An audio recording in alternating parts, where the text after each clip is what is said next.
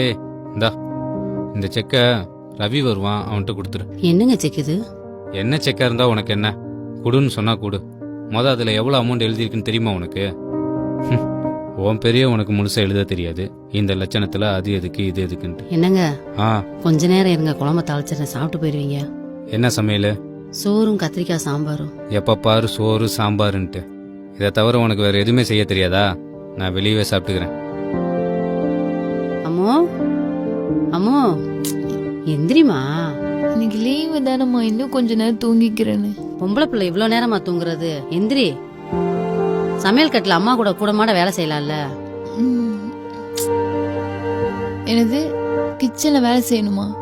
நானும் இந்த மாதிரி கிச்சன்ல வேலை செய்ய ஆரம்பிச்சேன், அவ்வளவுதான். என் வாழ்க்கை ஃபுல்லா கிச்சன்ல தான் கிடக்கணும்.